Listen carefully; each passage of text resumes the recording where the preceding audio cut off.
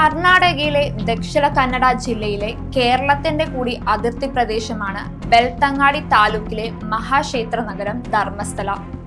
ജൈന മതസ്ഥർ ആരാധിക്കുന്ന അവിടുത്തെ ശ്രീ മഞ്ജുനാഥ ക്ഷേത്രം ദക്ഷിണേന്ത്യയിലെ തന്നെ പ്രശസ്തമായ തീർത്ഥാടന കേന്ദ്രമാണ്.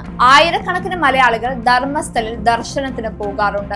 കർണാടകയിലെ ലിംഗായത്ത് സമൂഹവും ഈ ക്ഷേത്രത്തെ പരിപാവനമായി കാണുന്നു. ആ ക്ഷേത്രം ട്രസ്റ്റിനെതിരെ മുൻ ശുചീകരണ തൊഴിലാളിയായ DN ചിന്നയ്യ ഉന്നയിച്ച ആരോപണം രാജ്യത്തെ മുഴുവൻ ഞെട്ടിക്കുന്നതായിരുന്നു. ധർമ്മസ്ഥലയിൽ നൂറുകണക്കിന് സ്ത്രീകളെയും പെൺകുട്ടികളെയും ബലാത്സംഗം ചെയ്ത് കൊലപ്പെടുത്തിയ ശേഷം കുഴിച്ചുമൂടിയെന്നായിരുന്നു ചിന്നയ്യയുടെ ആരോപണം. താനാണ് ഇവ മറവു ചെയ്തെന്ന് ചിന്നയ്യ അവകാശപ്പെടുക കൂടി ചെയ്തതോടെ അത് വലിയ ചർച്ചാ വിഷയമായി. കർണാടകവും കേരളവും ഒക്കെ അക്ഷരാർത്ഥത്തിൽ മുൾമുനയിലായി. ധർമ്മസ്ഥലയിൽ കൊലപാതക പരമ്പരകൾ തന്നെ നടന്നുവെന്ന ചിന്നയ്യയുടെ അവകാശവാദം വാർത്താ മാധ്യമങ്ങളിലും വലിയ വാർത്തയായത് സ്വാഭാവികം. മഞ്ജുനാഥ ക്ഷേത്രത്തിലെ അധികാരികളുടെ ഭീഷണിക്ക് വഴങ്ങിയാണ് കൊലപ്പെടുത്തിയ പെൺകുട്ടികളുടെ മൃതദേഹങ്ങൾ താൻ കുഴിച്ചിട്ടതെന്നായിരുന്നു ചിന്നയ്യ പറഞ്ഞത്. ഇതിനു പിന്നാലെ ധർമ്മസ്ഥലയിലെ ക്ഷേത്രത്തിലെത്തിയ തന്റെ മക്കളെ കാണാനില്ലെന്ന പരാതിയുമായി സുജാത് ഭട്ട് എന്ന സ്ത്രീയും രംഗത്ത് വന്നത് എന്തൊക്കെ സംഭവിച്ചിട്ടുണ്ടാകുമെന്ന ഭയം പലരിലും സൃഷ്ടിച്ചു. എന്നാൽ എല്ലാം കെട്ടിച്ചമച്ച കഥകളാണെന്നാണ് ഇപ്പോൾ പുറത്തുവരുന്ന റിപ്പോർട്ടുകൾ. പ്രത്യേക അന്വേഷണ സംഘത്തിന്റെ ദീർഘനാളത്തെ അന്വേഷണത്തിന് ശേഷമാണ് അന്വേഷണ സംഘം ചിന്നയ്യ പറഞ്ഞതെല്ലാം കള്ളമാണെന്ന നിഗമനത്തിലെത്തിയത്. മൃതദേഹങ്ങൾ മറവു ചെയ്തെന്ന് അവകാശപ്പെട്ട ചിന്നയ്യ ചൂണ്ടിക്കാട്ടിയ 17 സ്ഥലങ്ങളിൽ പ്രത്യേക അന്വേഷണ സംഘം മണ്ണുമാറ്റി പരിശോധന നടത്തിയിരുന്നു. അവിടെ നിന്നൊന്നും പെൺകുട്ടികളുടെ മൃതദേഹങ്ങൾ കുഴിച്ചിട്ടതായി ഒരു സൂചനയും ലഭിച്ചില്ല.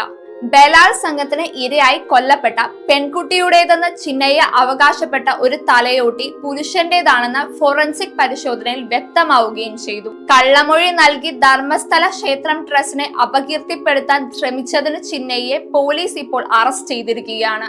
നാടിനെ മുഴുവൻ നടുക്കിയ ഇതുപോലൊരു ആരോപണം എന്തിന് ഉന്നയിച്ചു എന്ന് വ്യക്തമാവേണ്ടതുണ്ട്. ചിന്നയ്യയെ ചോദ്യം ചെയ്യുന്ന പോലീസിന് ഇത് കണ്ടെത്താൻ കഴിയുമെന്ന് കരുതാം. വെളിപ്പെടുത്തലുകൾക്ക് പിന്നിൽ ഗൂഢാലോചനയുണ്ടെന്ന സംശയം പലരും ഉന്നയിക്കുന്നു.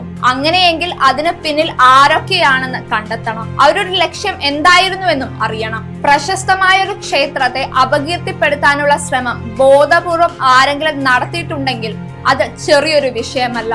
ഗൂഢാലോചനയ്ക്ക് പിന്നിലുള്ള നിരവധി പേരുകൾ ചിന്നയ്യ വെളിപ്പെടുത്തിയിട്ടുണ്ടെന്ന റിപ്പോർട്ടുണ്ട്. ചിലരുടെ ഭീഷണിക്ക് വഴങ്ങിയാണ് ധർമ്മസ്ഥലയിൽ മക്കളെ കാണാതായെന്ന് ആരോപിച്ചതെന്ന് സുജാത ഭട്ട് മാധ്യമങ്ങളോട് പറഞ്ഞിട്ടുണ്ട്. അങ്ങനെ ഒരു മക്കളെ ഇല്ലെന്നാണ് ഇപ്പോൾ അവർ പറയുന്നത്. സുജാത ഭട്ടിന്റെ നുണക്കഥ സംബന്ധിച്ചും അന്വേഷണം തുടരുകയാണ്.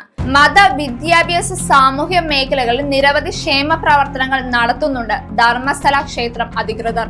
അവരെ കരുതിക്കൂട്ടി സംശയത്തിന്റെ മുൾമുനയിൽ നിർത്താൻ ശ്രമിച്ചതാണെങ്കിൽ അത് ആര് ചെയ്താലും ഗുരുതരമായ കുറ്റമാണ്. കേസ് കൈകാര്യം ചെയ്ത കോൺഗ്രസ് മുഖ്യമന്ത്രി സിദ്ധരാമയ്യയുടെ നടപടി ധർമ്മസ്ഥലയ്ക്ക് മോശം പേര് നൽകാൻ ഇടയാക്കിയെന്ന് BJP ആരോപിക്കുന്നുണ്ട്.